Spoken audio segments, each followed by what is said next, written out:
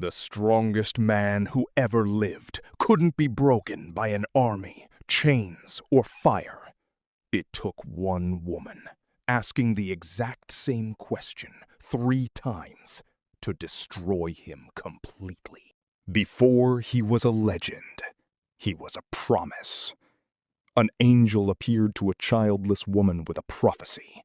She would bear a son, one unlike any other.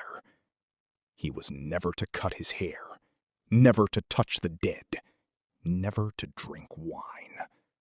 Set apart from birth, a Nazirite, bound to a destiny he did not choose. As Samson grew, so did his power. He tore a full-grown lion apart with his bare hands as if it were nothing. He struck down 30 men single-handedly. He once ripped the gates clean off an entire city, carrying them on his back up a mountain just to prove a point. No weapon could touch him. No enemy could hold him. Samson wasn't merely strong. He was untouchable. Yet Samson had a single weakness, and it lay not in his arms, but in his heart. Time and again, he fell for the wrong woman. And now, in the valley of Sorek, he crossed paths with the one who would seal his fate, Delilah. Unbeknownst to Samson, her loyalty had already been bought to bring about his destruction. So Delilah asked him, sweet as poison, what it would take to break his strength. And Samson lied. He told her to bind him with 7 fresh bowstrings. She did. The Philistines ambushed him, but he snapped the cords like burnt thread. She pressed him again. He told her brand new ropes, never before used. She tied him fast. He shattered them like nothing. A 3rd time, she begged for the truth.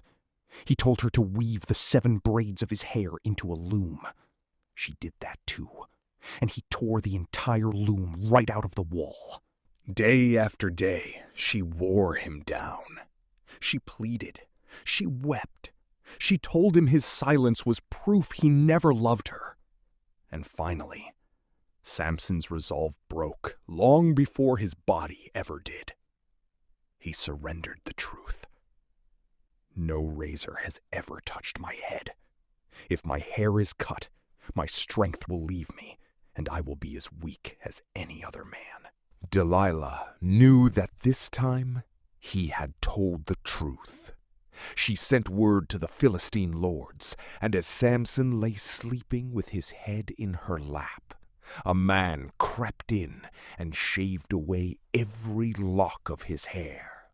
When she cried out, "Samson, the Philistines are upon you!"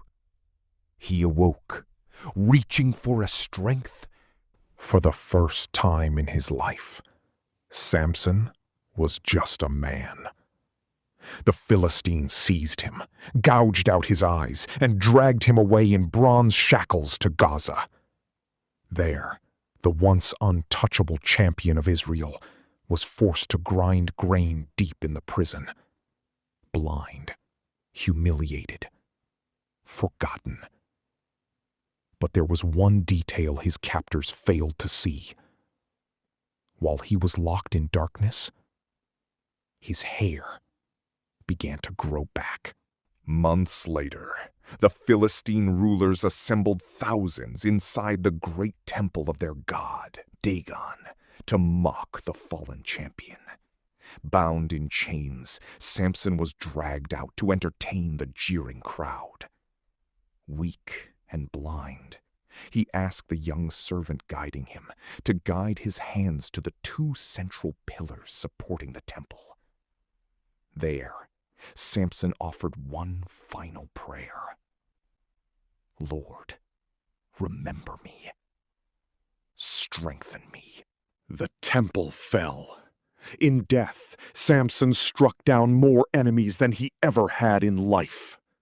Betrayed by the one he loved, he became a legend, not just for how he fell, but for how he rose, one final time.